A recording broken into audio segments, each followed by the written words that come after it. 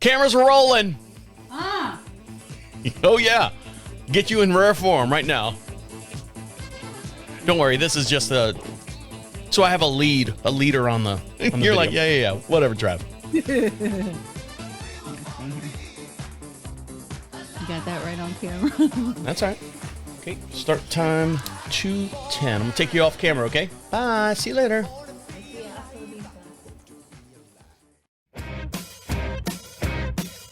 Are you just trying to navigate adulthood in a world that still expects you to have it all figured out? Welcome to This Is 50 with your host, Travis Holmes. Well. Welcome back to This Is 50. I appreciate you being here. This is my mental health show. I do this every Friday at normally 3 p.m. Eastern Standard Time, but today we're going to move it up a little bit because we have a special guest here joining us here in the studio. Joining us this week is going to be Tammy Georgine. Now, when I say Tammy Georgine, you're like, well, who's Tammy Georgine? She's a singer, entertainer. She's done multiple things, actor, actress, done some print modeling. She's done her own stunts in commercials. She danced on top of the World Trade Center a couple times, I believe. But most of all, she's a singer. And fortunately or unfortunately, we're fortunate to have her on the show. Unfortunately, for the last 20 years, she's been dealing with POTS and adrenal issues. Now, if you know anything about these things can literally end your life quickly. She's going to come on here and discuss and talk about her recovery, her going through it, how she got it, and how she's living now. So joining us here on the show, we have Tammy Georgine joining us. Hey, Travis. Hi, how are you? I'm good. You look good. For someone that's spent the last 20 years laid up in a hospital bed, laid up in a bed in your own residence, in and out of hospitals, in and out of treatment centers, millions of doctors, and I exaggerate that. You look good. You look healthy. You look, you expect to see someone that's not, after 20 years of going through these type deals, you expect them to be frail. Now, I know you have your tribulations every day that you have to deal with, but you look good. Thank you. I was thinking, do I talk now? You can jump in whenever you want. I know you're kind of new to the whole interview and the live stream and stuff, because technically you have missed 20 years of technology. You've missed 20 years of being in not the limelight, but being a productive person in society. You've relied on doctors, you've relied on health care workers taking care of you. And it's just amazing your story. So let's start where your story begins. You were a singer entertainer. How did you get into singing and entertaining, and at what age did you do that? Well, I wanted to say, would it be okay for me to address what you said when we first came on? Sure, by all means, because I'll make mistakes left and right, and I don't try to be the expert of any of this. So anywhere where I mess up or trip over, that's the nature of the show. I'm not a genius by any sense, but go ahead and address it. It was really great what you said. I think it was spot on. Excuse me. You're right. I could show you some pictures of a few years ago, and I didn't look so well, and I did look frail. And that was interesting that you said that, because it was one of the main things that the doctor I finally found who helped me pointed to. And so I have really, really, literally nourished my body for the last several years after I finally found answers that started to work. And that's why I do look so much better and nourished. And I didn't always look this way. It did age me a lot, and I was pretty messed up.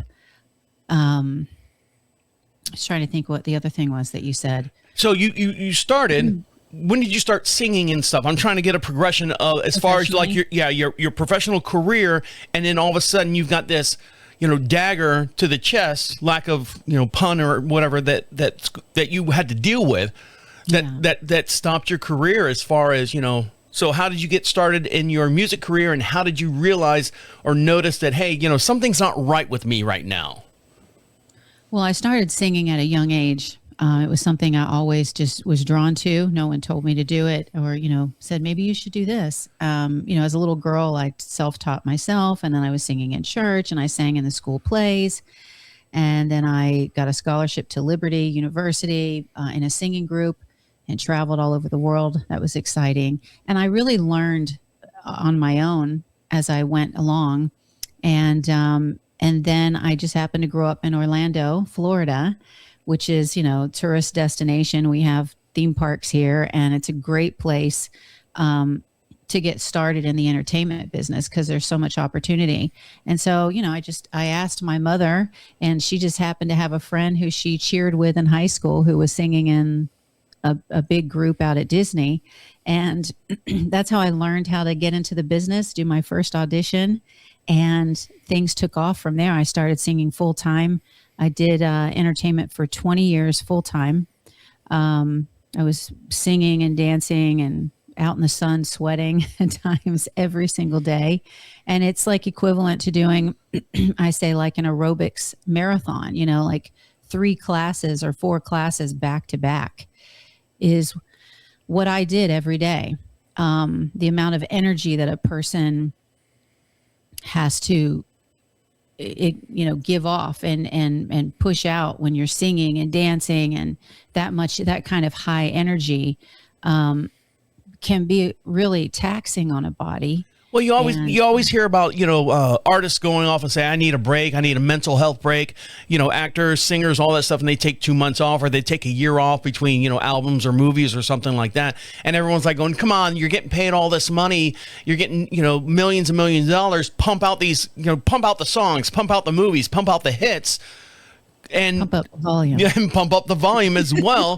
But you, in reality, you understand that, hey, your body can only do so much when you exert all this energy into your craft, into your profession. You're like going, I got to take a break or it's going to wear me down. And that's why you see a lot of people in the entertainment industry, they go missing for like 6 months, and all of a sudden they pop back up, and they either look like completely like shit, or they look, healthy and recovered and things. Yeah.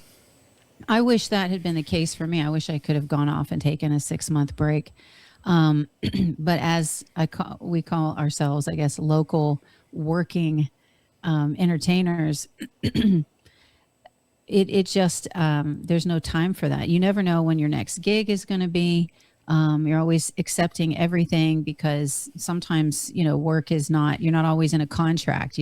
I was out there always hustling, so to speak, and booking my own gigs and, literally looking for new places to open up. And I just pull up and say, what are you guys doing here? What are you opening? And, I'd find out it was a restaurant. I'd say, here, call me. I'll do an audition for you. And I'd like to sing for you. And I really was constantly always trying to get more gigs. And so that I could work full time and support myself and support my family. And so it's a lot of hard work physically too, not just mentally, but physically. It's just, if you don't support yourself correctly, you can crash and burn easy. And it's a lot of late nights.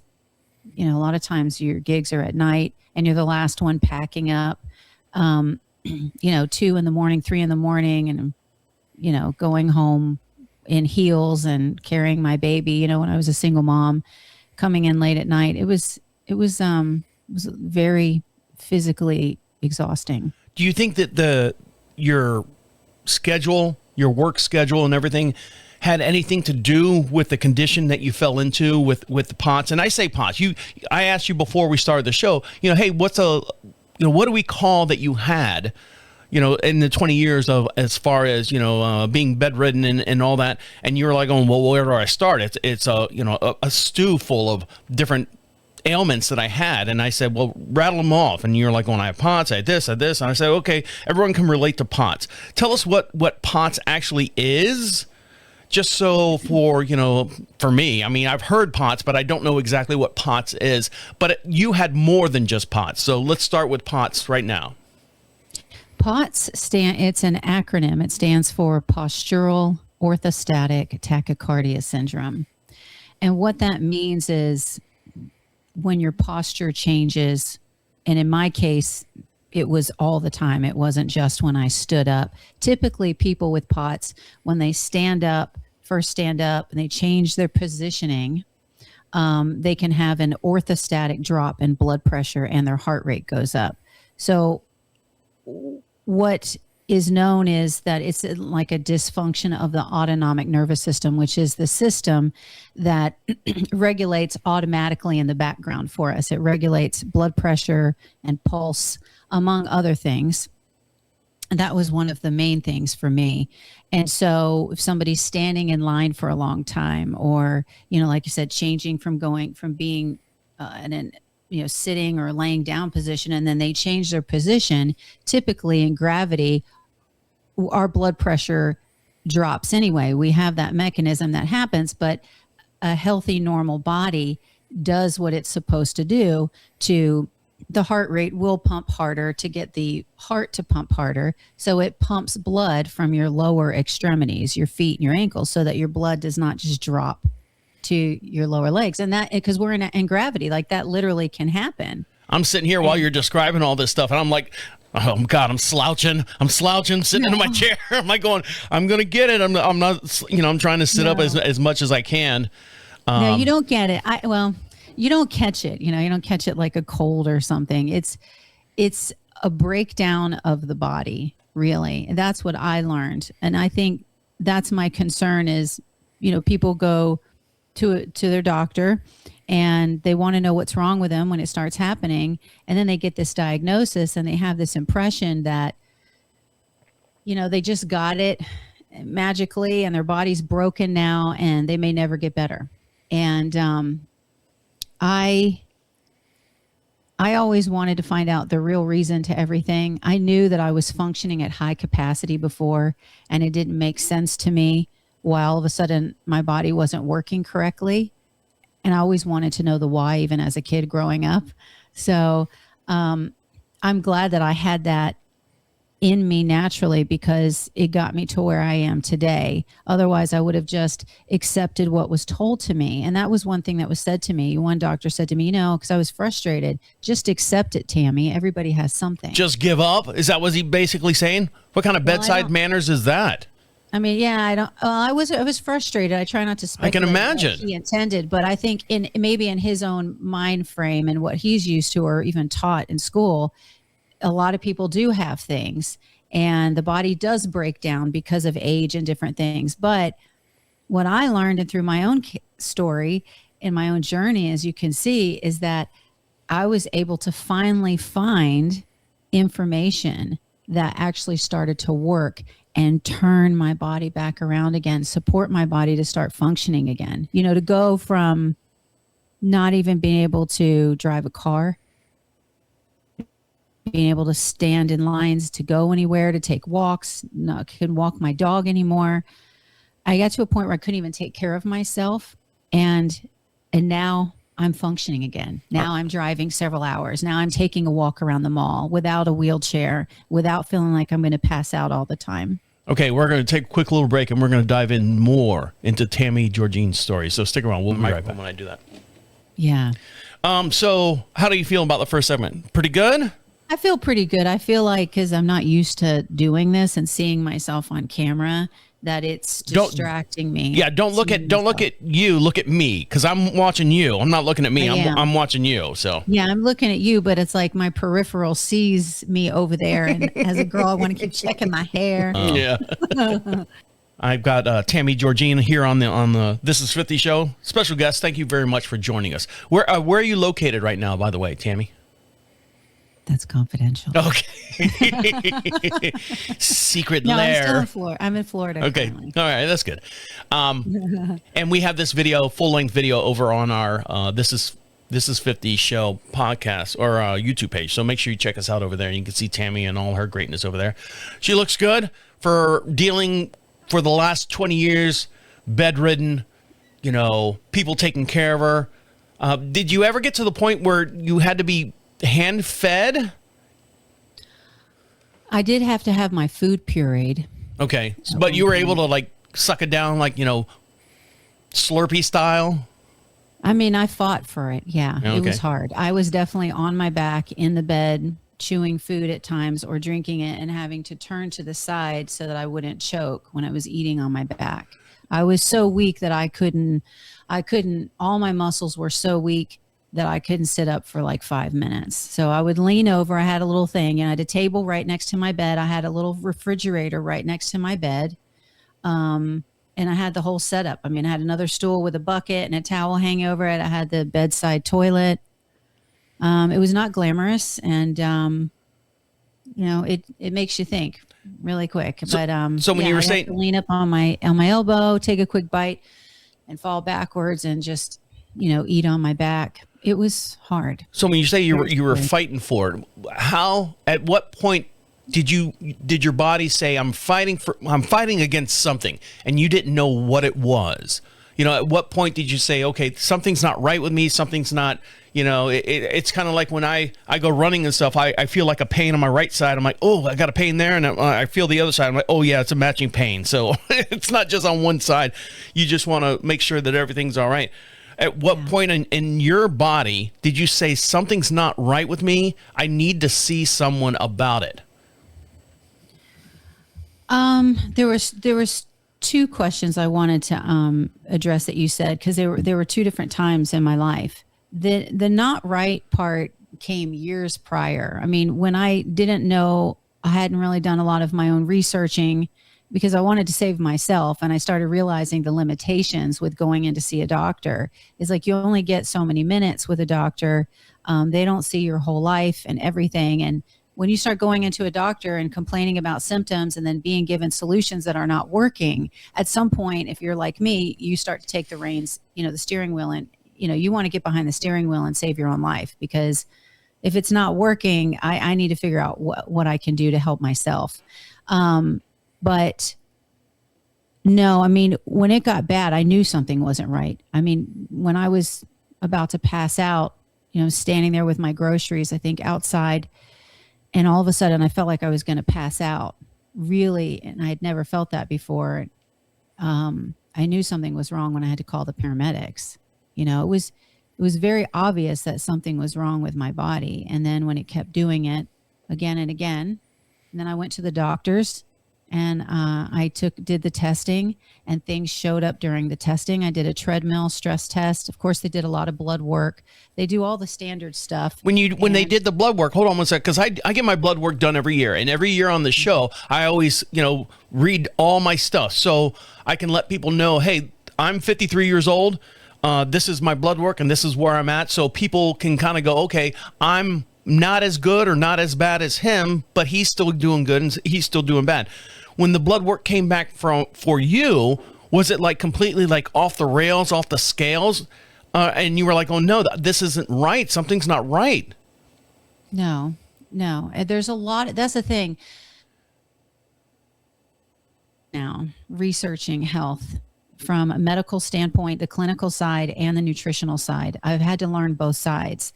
And so what I have in my library, as well as with experience, I know a lot more. So it's difficult to sometimes explain everything to help somebody wrap their head around what I'm talking about. But sometimes the blood work was a little off. My electrolytes could have been a little low, either potassium or sodium. But now, knowing what I know from lifestyle, sweating a lot, working in the industry I was in, working out a lot and sweating a lot, if you're not staying hydrated or you don't know how to properly do that, then those things can fluctuate. So that's just a sign of dehydration. But they always say drink water all the time, and everyone's like, oh, nah, I drink enough water. My dad's the worst case scenario. My dad wants to drink tea all day long. The doctor says, you got to drink water. You got to drink water. He goes, well, I drink tea. It's got water in it. It's kind of like me. I drink beer because it's got water in it type deal. So yeah, I've heard that a lot. I mean, there's so much I could tell you. I mean, yeah, you could say, well, with the tea, you've got caffeine in it, so people don't know that caffeine actually can dehydrate the body. It's a So diuretic. yeah, exactly. But it's more than just water that I found for myself. A lot of people with POTS and dysautonomia are focusing a lot on water and electrolytes and salt. But where I really found a lot of improvement was really understanding and incorporating food. And that sounds silly, but some people are not eating enough, and some people are eating plenty of food, but they're eating food that just doesn't have the nourishment in it. And we hear that all the time. We've heard for years, eat healthy. And so I think people let it go in one ear and out the other. Eating healthy just sounds like, it's so okay, eat expensive. healthy. It's so expensive to eat healthy. And I'm on a chicken breast and broccoli, and we've cut out a lot of processed foods here on our household. Now I will indulge in a bag of Cool Ranch Doritos now and then. But Hey, listen, I've learned there's nothing wrong with splurging. I think it's just making sure that people are also eating nutrient dense, complete meals, having variety, understanding that different foods have different nutrients. Listen, when somebody comes up deficient in something, if you've got someone who's got a problem, let's say a teenage girl, and she has terrible menses, right? She's having bad menstrual cycles, whatever, not to get gross. And that's all right. Maybe she also at the same time doesn't eat any red meat. And then, she goes to the doctor and finds out that she's deficient in iron, and they give her a pill. Instead of telling her that pill is going to be hard on her stomach, it might be hard for her liver and her body to process and metabolize and absorb. And she still could be having problems. And all that really needed to be done was to maybe encourage her to eat some red meat. And it doesn't spinach have like high things of iron in it? I mean, you can get it from leafy greens. So, even vegetarians out there can get iron from green leafy vegetables as well. You don't have to just... You can, but I was eating a lot of green leafy vegetables. And nothing. And I wasn't getting the results that I was when I started eating animal protein. But again, understanding the big picture is important. Context matters. I also was burning off a lot of what I was taking in because of my lifestyle.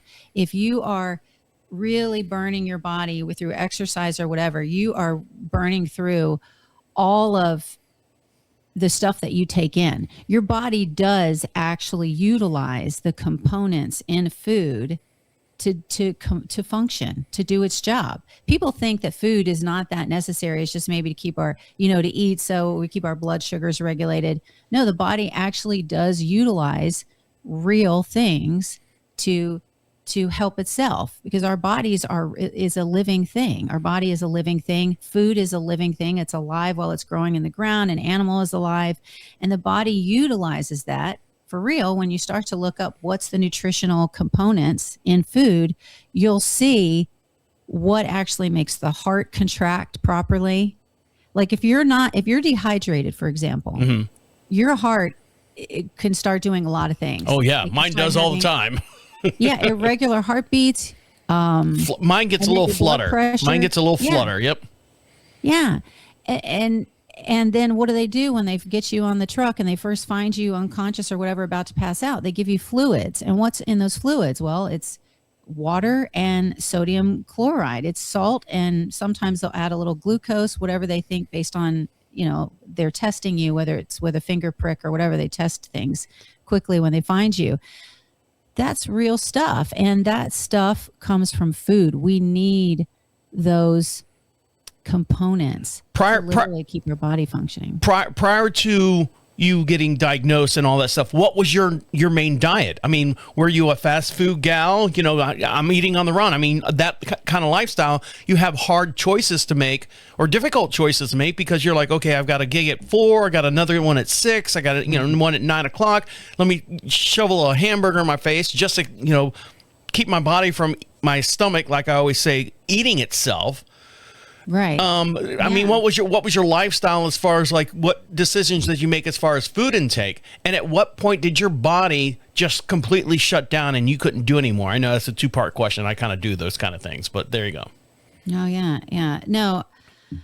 Your food lifestyle. Well, number one, I wasn't honest with myself. Mm-hmm. Okay. So first off, I liked the idea of health and nutrition, always did. I was an athlete growing up, and I liked eating healthy, or I liked the idea of being healthy and looking good and being trim. But when I went to the grocery store, I bought organic. Every new trend that came along. Now, hold on. Gluten-free. You bought organic. The organic trend did not start until like 2010, or was it even back in 2007 where everyone was like, I need to have something organic? Was it that big? Because I'd never ate organic at all. I don't know if you can tell.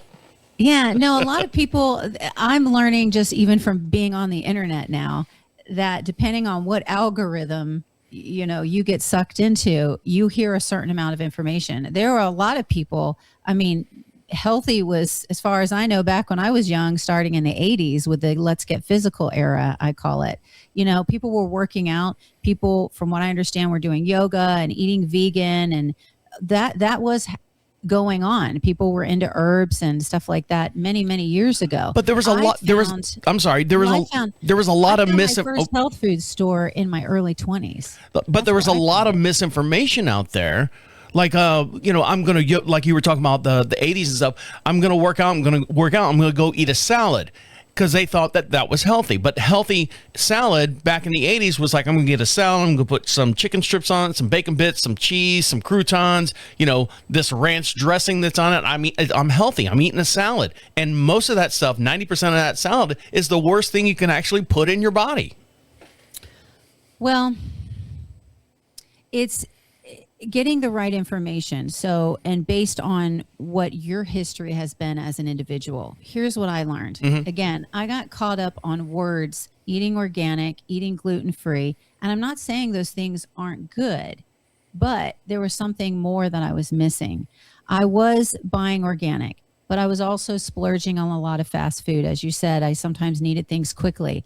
I also had a sugar addiction, and because I didn't put on weight easy because I was exercising so much, I would go and binge at, Dairy Queen. I would get the buy one, get one free Blizzards and like totally stock my freezer and eat them like twice a day. Oh, geez. It was bad. So I was eating organic, but then I was binging over here. And I also was missing meals. I started to miss meals when I became a mom, and I was so tired. I was doing these gigs. I was breastfeeding. I was raising a child who, they're up all night when they're young. And so my body was really exhausted. And so sometimes I was just trying to sleep in order to get up, run to the gig and not be late, and sometimes missing meals. It's really about seeing the big picture instead of getting caught up in all of these marketing things where someone usually has something to sell. I think it's important for people to stay focused. What I learned, took me 20 years to learn. It's actually almost 30. Is to just think common sense. Try to just quiet all the noise out there from all the commercials and the stuff that people are selling, and say, what is basic? What did our ancestors eat? Literally, what did they eat before they had McDonald's and all this fast food? Dirt. They just ate food. They didn't obsess. They didn't obsess about different diets. They didn't obsess about, these coined words and phrases that people were jumping on. They weren't taking bins of vitamins and powders. They were eating food. They had to grow their own food because they didn't have fast places, and they ate vegetables and they ate some meat and they drank clean water, and it was that simple. And real food consistently is really what your body wants. It's what it's meant to do. It's not some, guru health nut thing. We're really supposed to eat real food, not a bunch of processed, empty food that has nothing left to it. You're going to get calories from a boxed meal. You're going to get calories, and you're going to get something in there, and it's going to be fortified or whatever. But there's a lot of stuff missing in food that has had a lot done to it, because you're literally killing the life of it the more you do things to it. There's nothing left to the food. And that may sound funny to some people, but then their body starts doing things and it starts changing. And then they go to the doctor and end up in your situation. And they start taking a bunch of pills, and they think, and that does sometimes help the symptoms, but that's not working with the body. That's kind of like controlling the body. It's manipulating it. It's forcing it. And it's not the safest way to go. And I know it's a pain in the butt to cook and all of that. But after going through what I went through, it became important to invest in my health because it was the most grueling and scary thing ever. I can tell you it was awful. It was raunchy. Okay, And, we're yeah. going to take a quick little break and actually listen to Tammy's going to tell us what she actually went through with her body and what actually shut her down in her life and the way she approaches things. So stick around. We'll be right back. You okay? Yeah, it just, it's the same thing I've always said. It's so complex and it's simple, but it's not simple to somebody that hasn't spent time learning the stuff I learned and is distracted by so many things. So it's really hard to articulate, I think, simply to the average person, what really helped me and to articulate that whole story. And I notice you'll say a lot of stuff and I'm trying to write it down and get to it, but then we'll miss it. Like when you mentioned fighting for your life, like we never got to that and a couple other things. Well, that's what we're going to talk about coming back. It's like, I noticed that I probably need to give you like short, quick answers, but it's not an easy thing to do like that, It's okay. It's okay. We'll get it all taken care of. Don't worry. So if you're just joining us, we are talking to Tammy Georgine. She was diagnosed with POTS and numerous other things that I don't wish upon anyone. She's dealt with it for 20 years. She had a thriving career as a singer, entertainer, burning the candle at both ends, being a single mom, raising a child. And I don't want to say not taking care of herself because she's an athlete, somewhat of an athlete during her younger years and tried to eat as best she could. Unfortunately, am I correct by saying the lifestyle caught up with you and this is what in turn knocked you down to where, and at what point did you say, I can't do this anymore because of the actual diagnosis? Like, when did someone come in and say, Tammy, you've got A, B, and C, you can't do this anymore? No one said that. I wish that that's not really a focus. When you go into the doctor, it's mostly protocol is being done. And I think it's too brief of an intake, but that's not what the focus is. The focus is testing. And what I would find out almost 20 years later is that what we do matters. Literally, we're either building our health or we're tearing it down slowly. And it's usually not something acute and really, if you get into a car accident or something traumatic, obviously that's going to affect your body. But most people that are dealing with something chronic, it's been gradually starting, declining over the years. What we do, and if someone else's lifestyle isn't like what mine was, there's still other ways that people's bodies can be neglected, and people don't realize what our bodies really need. We're in a modern society. We have a lot that we want to accomplish, and we've now got the advances of technology where we can get things quick and have other people make our food, and we're buying things off the shelf. And we can survive for a long time. Our bodies are amazing. So at what but it catches up. It really does. So at what point did because you didn't self-diagnose yourself with POTS. I've got adrenal issues or something like that. Someone physically had to come to you, or a test result came across the desk and they said, Tammy Georgine has this, and you were like going, oh shit, what do I do now? That's the thing, so here you are, at what point did you go from standing up in front of a microphone and thousands of millions of people singing to them to laying in a bed, being I'm assuming in a hospital or bedridden at home? At what point did that happen? And how are you? I can't imagine being an entertainer and in front of all these people, and all of a sudden now just being secluded in the bedroom and incapacitated as far as like barely eating and barely able to move and all that stuff. So tell us that progression there from how that went from there to being bedridden. Well, by the time I had the first initial passing out and had to call 911, that's when things started just really progressing. But it took many years to get to a point where I was not able to work anymore, not able to drive, not able to really function, and I was bedridden. It took my initial diagnosis finally was in 2007, and I was like fully bedridden between in like 2021. So all those years, it was gradually getting worse. And work some, but it was interfering with my jobs. I would be on stage with a musician and I would feel it hit me. I would be singing a big note or something, and all of a sudden I would feel a real funny arrhythmia in my chest, and it would take my breath away, and I'd feel like I was going to pass out. Whoops, lost her. Hold on. Don't go anywhere. Hold on. I'm here. It's okay. So you had a No, I would feel things, yeah, okay. and I would have. I was just learning about this. You just deal. You try to survive the best way you can when this stuff starts happening. You don't know. You don't understand. You're grasping for straws. You're going to the doctor. You're looking to the professionals. Please help me. Tell me what's wrong with me.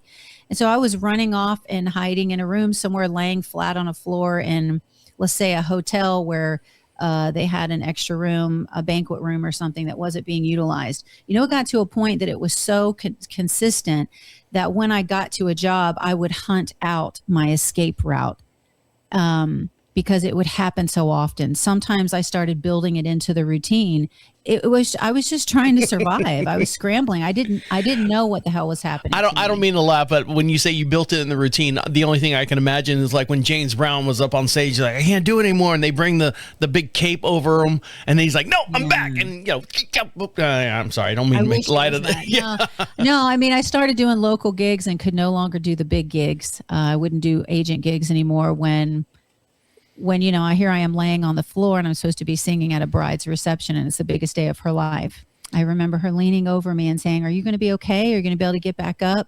I remember being taken away from the big Gaylord Palms Hotel in an ambulance, and the guys left on stage and their front girl was gone, and I had people depending on me and very disappointed, paying money for that. And not only was I afraid and feeling awful, but I was feeling responsible for letting a lot of people down. That was a lot to carry. Going through your Facebook page and getting more information on you and everything. I saw that you had your breast implants. Now, 20 years ago or even 30 years ago, women at that age were getting breast implants in the 90s, the 80s and 90s, and I blame MTV for that a lot. I really do.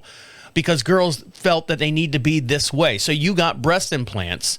And then several years later, you said that you pulled one out and you were like this big advocate as far as, I think I was reading something where the muscle had grown onto the saline bag, and the bag, you got an infection or somewhere around that. Explain that picture that I saw on your YouTube or your Facebook page. Well, that was an interesting story. That wasn't quite what happened, but I liked it. No, that actually happened in 2015. So I was already disabled at that point and not able to work. And when a lot of people that I've spoken to, when people start to get really sick and they start going through the whole process, they start going to doctors, trying different things. There's a lot of people out there that understand really quick, wow, this isn't working for me. And so I'm going to start looking other places. So, after going through the conventional model route and then kind of veering into natural healing and looking into some other different types of things, because I just wanted my body to get better, you start reading and researching on your own. And you find out things from other people, whether you're in a health food store and someone, people start talking about their problems because they want help. People communicate that way and they connect. And I started connecting with different people that would come to seminars or events that different doctors' offices would have speaking on health. And so when you branch out and you network with people, you start hearing, well, did you hear about this? I heard this is supposed to be good, or this can affect your health. So I was learning through this journey lots of things. I got lots of different diagnoses. I started going to different doctors, and then it grew more.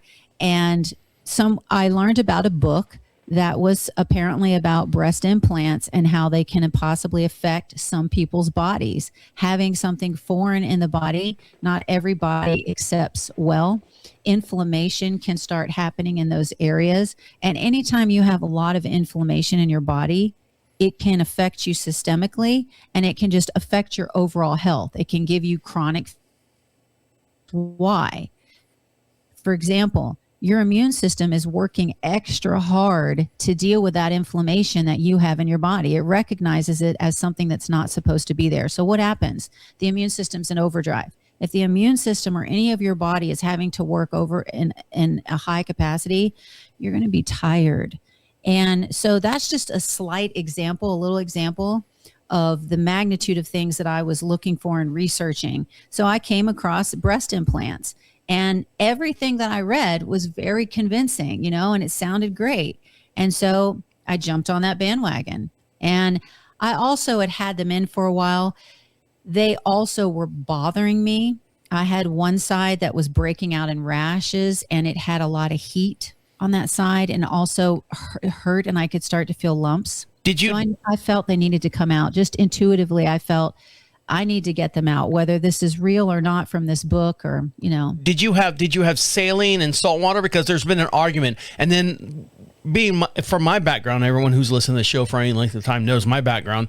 The bag was over the muscle or under the muscle. It really doesn't matter if it's in the body. It's in the body. Okay. There's things that can happen. It doesn't happen to everybody, because you have to understand the things. People are always talking about, breast implants could be bad. Well, but why? Let's look further into that. Let's do our own research. Let's not just listen to what somebody else says. Let's understand why. So mine was on top of the muscle. I don't know if that has it doesn't really have. I don't know the difference either. I just know that those are the two options that you have. Yeah, exactly. No. And saline or salt water?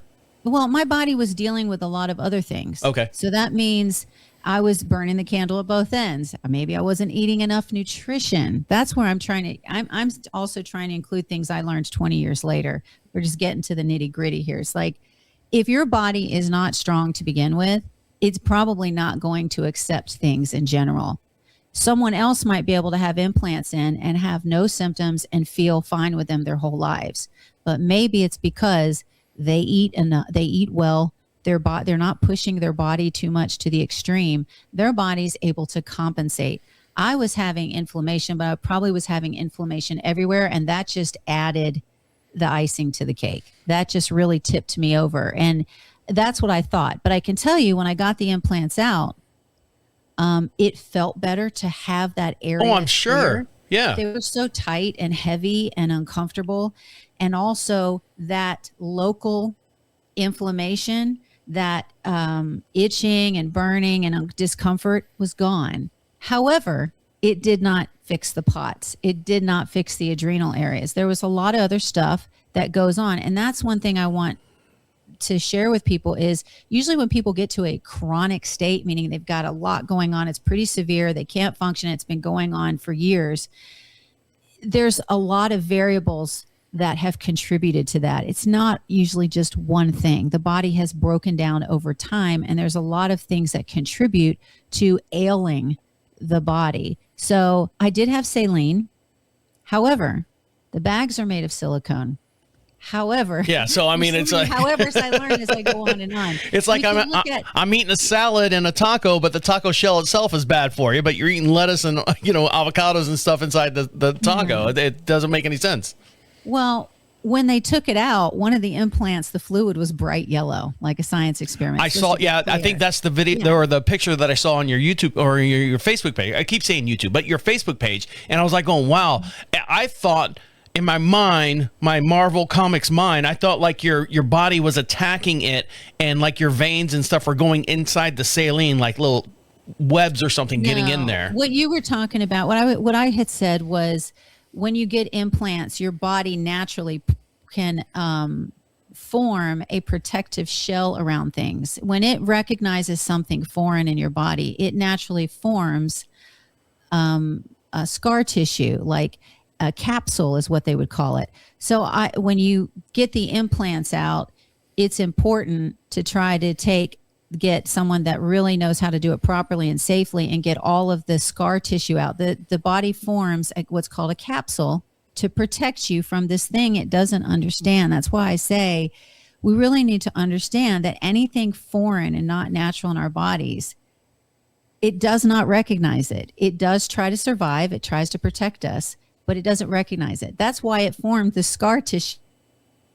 around the whole capsule. You can see it in the pictures that I have around the implant. And if we would leave that in, that scar tissue can be very irritating inside of us. It can like sort of just hurt and poke and whatever. So it had formed a lot of scar tissue, which is really normal. That happens. There's a lot of things that can happen. The valve in one of the implants had gotten twisted or moved or something. A in my valve? body. What kind of valve? Well, there's a valve. They fill it. Oh, okay. When they put in you, they fill it with the fluid, and they have to seal it. I'm just a male. I don't understand that stuff, so that's why I asked. True. No, you're right. You never did it. But the valve was poking out. On one side, I had a valve that had turned, and it was poking me from underneath. Where's the camera? There's the camera. Underneath my skin. Ooh. It was poking me from the inside, and it would hurt. And I said, it's weird. It almost feels like as if somebody bent a coat hanger up and is pushing me from the inside. And then that's when we found it's the valve. But there's a lot of things that can happen, even if it's not life-threatening, that can just be uncomfortable. If the valve gets faulty or twisted or somehow, then it can have a slight leak. And so then fluids are coming in and going out, and it's like bacteria can get in there. I had a lot of albumin. I haven't said that word in a long time. It was in the pathology. It's all right. I've never said it before, so. But it's your bodily fluids, and it was in the implant. So it just makes you understand the risks that are involved when we do a lot of invasive therapy treatments and things and elective surgeries. I'm not telling people what to do. I get enhancement and wanting to feel good about yourself. I'm just hoping to share what I went through, because go ahead. Yeah, but when you get to that oh shit moment, when you're really in bad shape, like what happened to me, I lost my whole life. I lost over a decade of just living. 2 decades. I was in a bed and stuck at home with a very short leash. I wasn't bedridden all 10 years, but I was bedridden half of the days. I wasn't able to go out and walk. I had to be careful because heat or standing too long or exerting too much would cause my body to pass out. Shut down.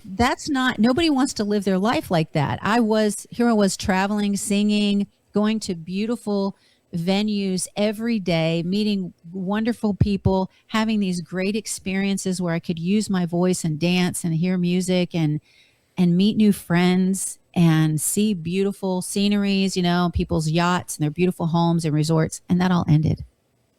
Now I'm stuck in my house and I'm feeling awful every day. And almost every day was an emergency. And I was in the ER a couple times almost every month. All right. Well, hold on right there, because we're going to take a little break and we're going to talk about what you went through and being bedridden and, who helped you, and were you on your own or did you have, help outside of that? So stick around. We'll be right back. So with dealing with all this stuff, Tammy, and being bedridden and, you're looking at the world on looking at a ceiling all day long, from going from yachts and clubs and singing in front of all these people to being bedridden and stuff, you must have been on like pills after like saline drops or IV drops and steroids and all the stuff. What did they give you to take care of this? I mean, what was their method? The medical institute, what was their method of treating this? And then, right. And was it working? Is this what got you out of bed? Was the pills and the things that they were giving you?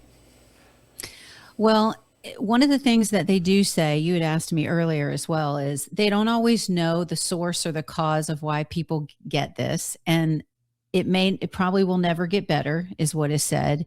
And you're kind of just stuck with this.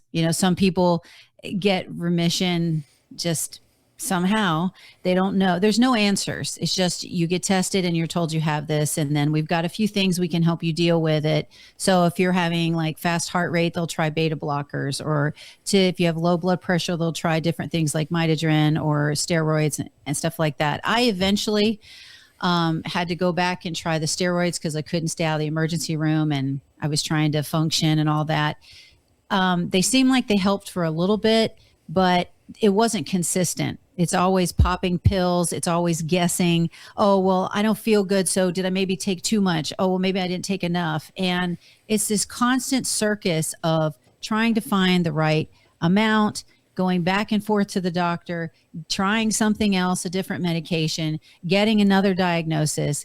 And it literally, when you're the person just wanting your life back, it gets really frustrating. It's not to blame anyone because people are just trying to do the best they can and do their jobs. The truth is I didn't have a lot of real answers or solutions that ever really worked.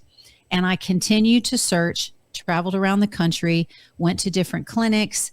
Like I said, tried different modalities, which meant I tried conventional, integrative, functional, Chinese, naturopathic, dietitians, you name it. I was desperate. I wanted my life back. I wanted to have fun again. And I'm trying to think of what you said next.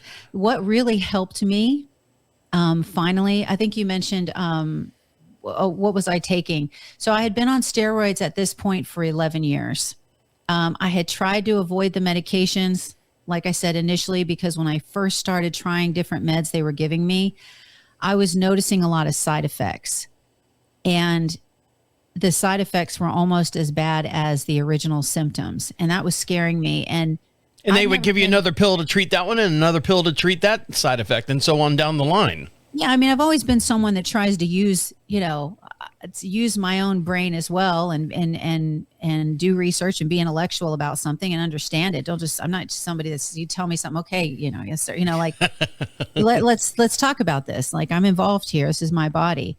And when I started seeing I was getting symptoms and I was getting certain responses from certain doctors who are people. I want to say that to others, like doctors are people. And a lot of them are my friends, but there are some people, like in any business, that may not do as good of a job, may not be very respectful to you in advocating for yourself. C's get the degrees.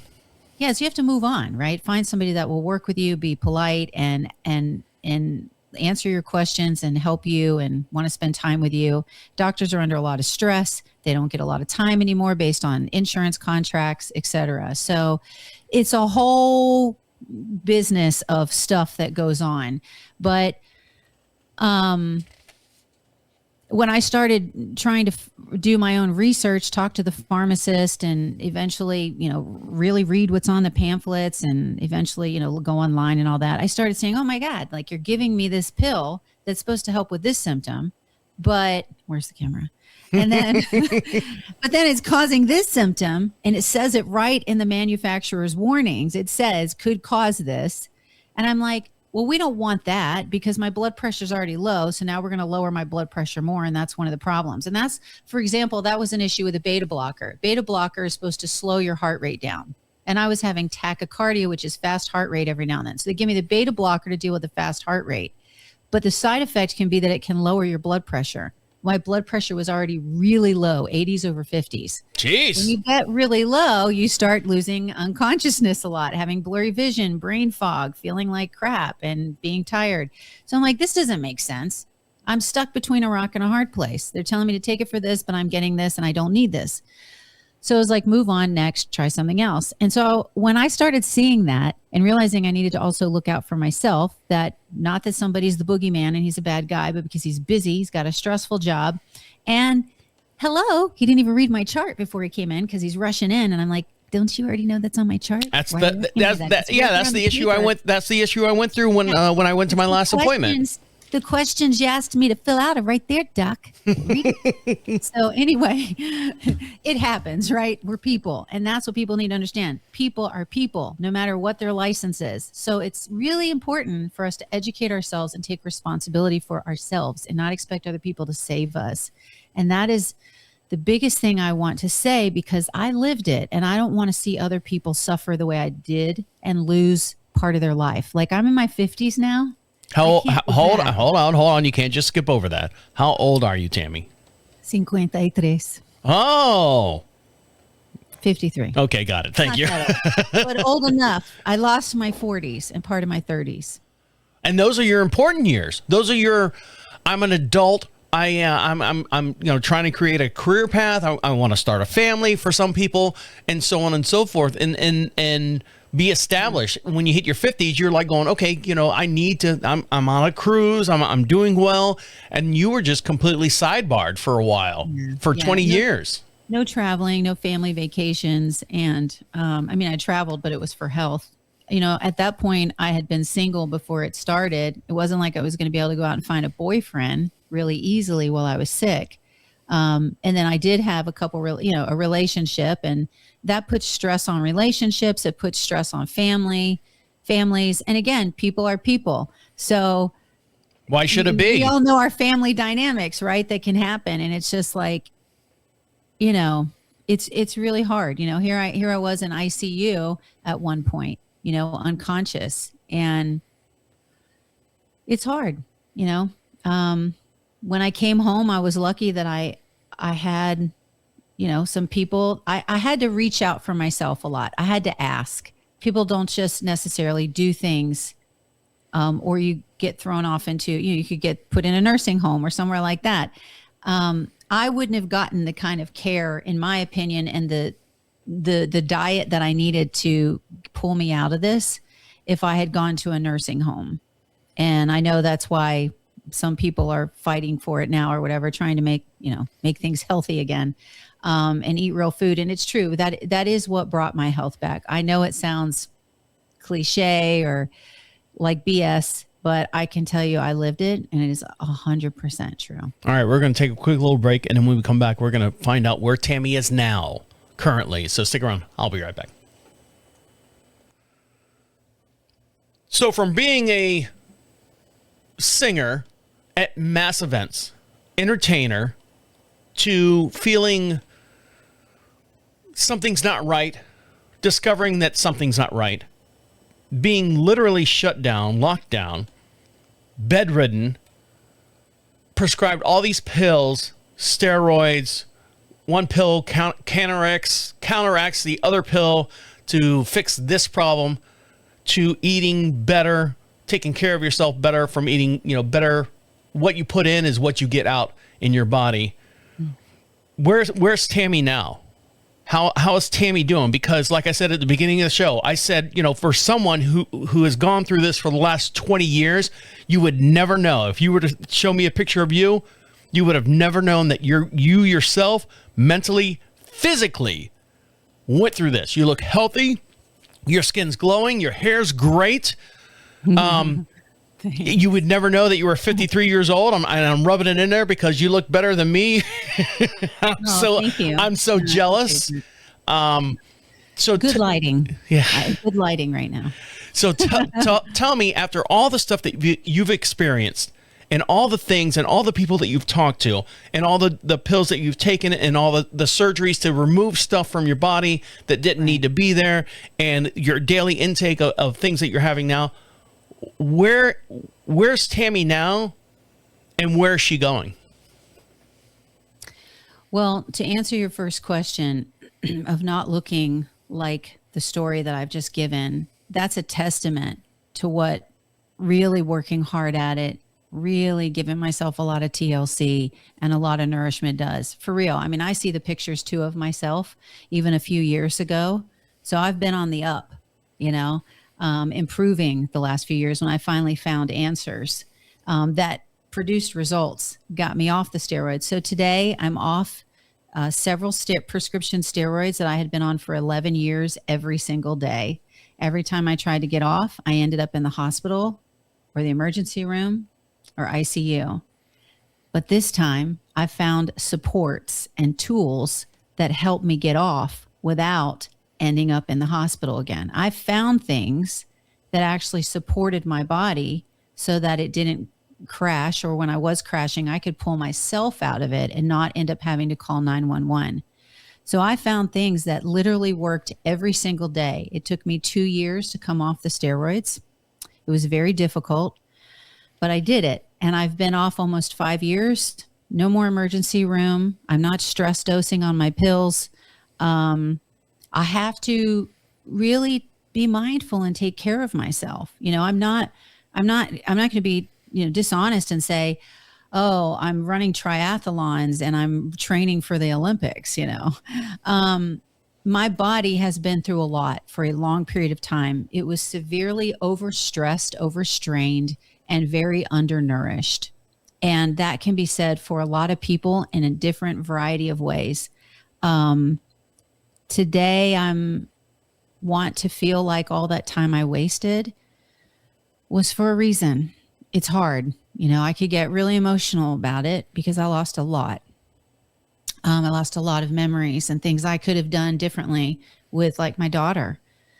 And, but I'm here today. I'm glad to still be here. Life is different for me now when I get to go out and do things I literally had not done in 15 years or more, like just going to the movies the other night, walking around Disney.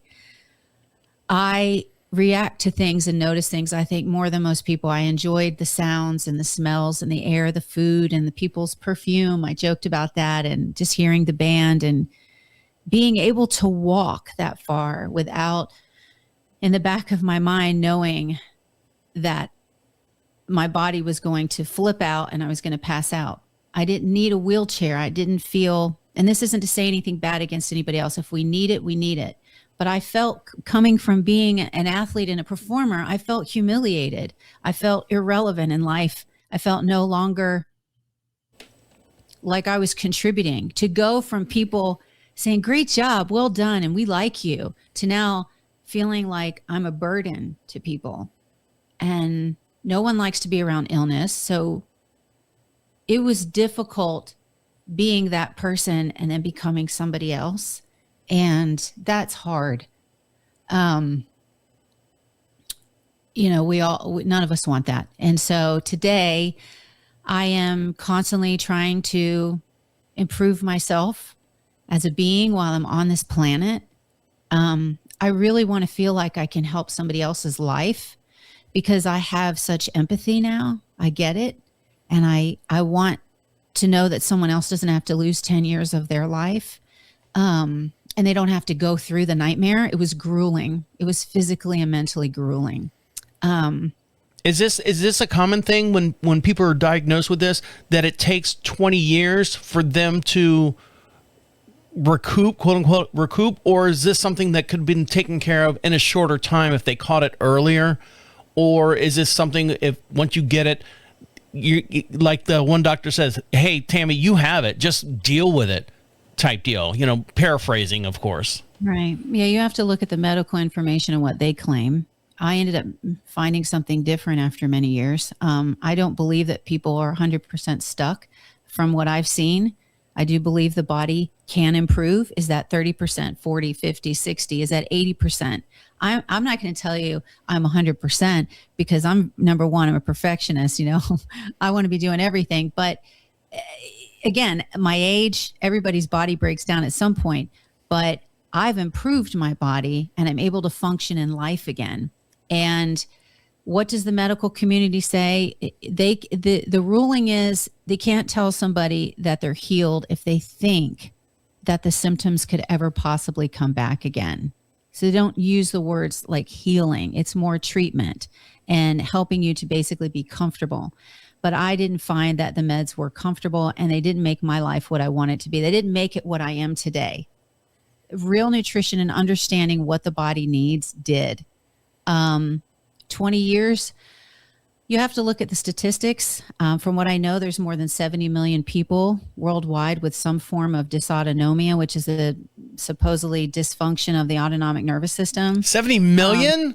That's just dysautonomia. There's a lot of people with a lot of autoimmune issues and other problems, heart issues, diabetes, all of these things that. Does that fall underneath that umbrella? No, it doesn't fall under that umbrella, but some things overlap. Okay. And people end up getting both. And again, you have to say, well, is it from the medication that they took for this symptom that eventually caused that symptom, caused that problem? Because when you read the information, you really research, you start to see. If you really research, you don't just ask somebody else or do a quick search and find the answer you think you want to see and not really look into all of the different articles out there by different medical hospitals, et cetera, and the manufacturers, you will see that long-term use of like steroids that I was on is really, really hard on the body. It suppresses the immune system. It suppresses the endocrine system, which literally provides us life. We need our endocrine system. And, supplementing that with a synthetic version and suppressing our body's own mechanism is very dangerous. And I was able to get that mechanism running again. And it was suppressed. I did have adrenal insufficiency due to long-term steroids. So that's for another show. But yeah, are people still living with this for many years? Are they on the pages on Facebook? Do I see it? There's 80,000 or more on one page, it says, and people are still going, okay, so I tried this. I've been doing this 15 years, 20 years. What's helping you? I'm getting tired of this already. It's the same thing. I mean, you look around. Are there a lot of people that are disabled and coming back out of long-term disability, coming off medications and actually functioning better again? I don't think the studies are there. Not common. Yeah, I don't think the studies are there. All right, Tammy, how can our listeners get a hold of you? You've got so much information all packed up in a 1-hour show. Hopefully we can get you back on again. But how can our listeners, until then, can they get a hold of you, and how can they find you if they have any questions or want to learn a little bit more about your story and your travels and the history of everything that you went through and what you're going to do in the future? Yeah, thank you. I have a website. Still wanting to add more pages to that, but they can contact me through the website. It's standtallhealth.com. So stand tall, STANDTALLHEALTH.com, all together. Stand Tall Health. I'm also on pretty much every social media platform, Instagram, TikTok. I'm just getting all that started. So I need my followers and anyone that wants to learn more from me or wants me to share with them what I learned, give them insight, mentor them, help guide them, help look at things that I've taken years to learn. If you're interested in working with me, there's a phone number on that page as well. Should I say the phone number? Yeah, you can give it out if you want. Go ahead. 407-885-6941.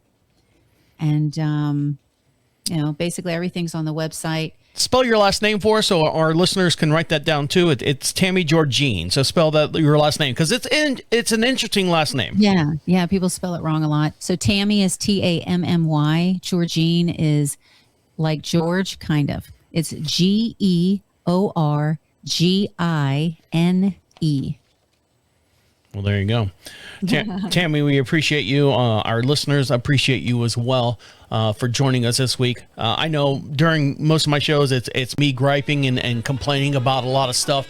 And now going forward, I don't know if I'm going to be able to complain and gripe about the little things that bother me during my life after listening to your story. But you look good.